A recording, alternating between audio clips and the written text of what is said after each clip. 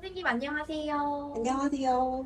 선생님 오늘 질문은 어제 상담 전화 오신 분처럼 아이를 키우면서 창업을 하시려는 분들께는 어떤 이야기를 해주고 싶으세요? 일단 제가 아이를 키우면서 이 일을 하기 때문에 제일 잘 안다고 말씀드릴 수 있을 것 같아요. 아이를 키우면 왜 돈이 많이 든다고 사람들이 이야기하잖아요. 근데 막상 키워보면 사람들이 얘기하는 것보다 더 들어요. 왜냐면 엄마들은 어떤 일을 하던 간에 경력이 단절되는 경우가 많거든요.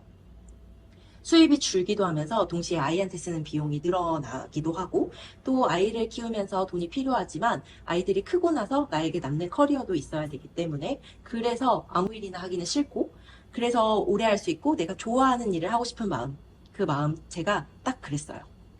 쌤 그러면 육아하면서 창업 준비하시는 분들께는 어떤 게 제일 중요할까요? 제일 중요한 건 효율성이에요. 쓰면서 자세히 설명해 드릴게요.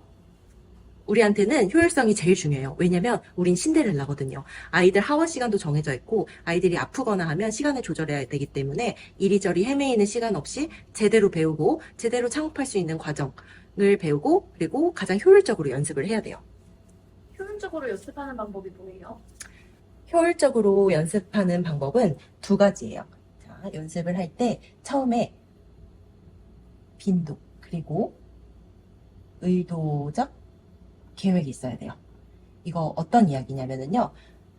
수강생, 졸업생분들이 연습을 하실 때, 만약 내가 오늘 작약을 연습하겠어 하시면 작약을 하루 종일 연습하세요. 근데 그게 제일 비효율적인 방법이에요. 어떻게 하냐면요. 제가 그래서 돌고 돌아서 왔거든요. 그래서 이렇게 연습을 하셔야 돼요. 30분을 연습하더라도 자주 연습해야 돼요. 5송이를 짜더라도 자주 연습해야 돼요. 한 번에 1시간, 2시간, 3시간 이렇게 연습하는 거는 효율적이지가 않고, 이렇게 30분씩 끊어서 연습을 하시는 거를 추천드려요. 그래서 이렇게 30분씩 끊어서 하면서 빈도를 올리시는 거예요. 자주 연습하는 게 좋다는 거예요. 아침, 저녁으로 30분씩. 아침, 점심, 저녁으로 30분, 30분, 30분. 이게 제일 좋아요. 빈도가 많은 게 제일 중요하고요. 그리고 빈도보다도 더 중요한 건 이 의도적 계획이에요. 의도적 계획은 뭐냐면 그냥 되는 대로 내가 그냥 예쁘게 짜야지 하면서 짜는 연습을 하시는 게 아니고, 30분 연습하면 그 결과물을 가지고 선생님이랑 피드백을 하시는 거예요. 이거를 짠 다음에 그냥 똑같이 또 짜고 또 짜고 하면 정말 연습을 하는 의미가 없어요. 여기서 어떤 부분이 잘못돼서 꽃이 예쁘게 안 나왔는지를 체크를 하고, 그걸 수정하기 위해서 그 다음 연습을 하고, 이 연습한 결과물을 다시 피드백 받아서 수정해야 되는 부분을 반영을 해서 또 연습을 하는 거죠. 그래서 의도적으로 계획된 연습을 하셔야 되는 거예요. 어제도 저희 졸업생분한테 사진이랑 영상이 여러 개가 왔어요.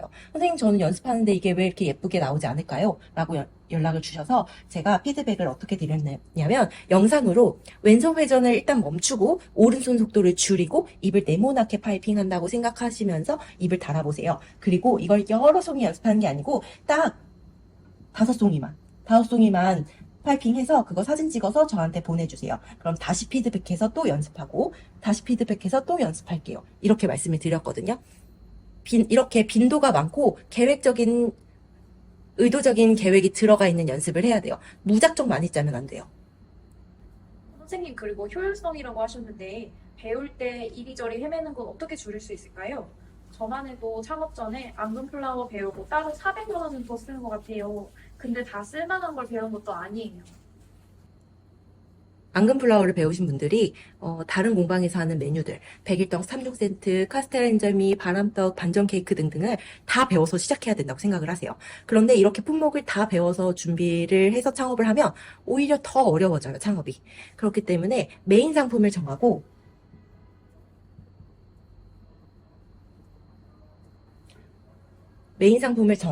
이 메인 상품이 자리를 잡으면 품목을 하나씩 순차적으로 늘려가는 이런 방법을 선택을 하셔야 돼요.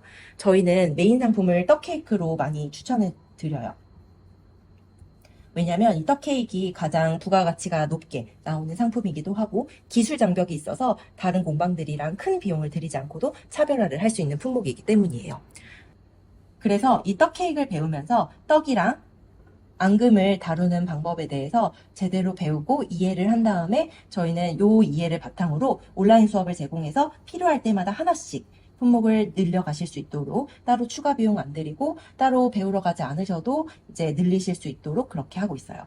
이제 아이를 키우면서 일을 하면 뭘 하나 배우러 가는 시간을 내는 것도 정말 어렵거든요. 그리고 이런 것들뿐만 아니라 제가 이전 영상에서도 말씀을 드렸었는데 창업을 할 때 기술하고 마케팅하고 운영 방법에 대한 숙지를 한 다음에 창업을 해야 된다고 말씀을 드렸어요. 마케팅이랑 이제 인스타 마케팅이랑 운영에 대한 것도 이제 이해를 반드시 하고 계셔야 되고, 인스타 몇 개 피드 올리고 고객이 올 거라고 생각하시면 정말 안 돼요. 선생님, 근데 그거는 저희 마스터 클래스를 들을 수 있을 때 이야기잖아요. 혹시 너무 멀어서 저희 수업을 못 들으시는 분들은 어떻게 하면 좋을까요? 그러면 저희는 메인 상품인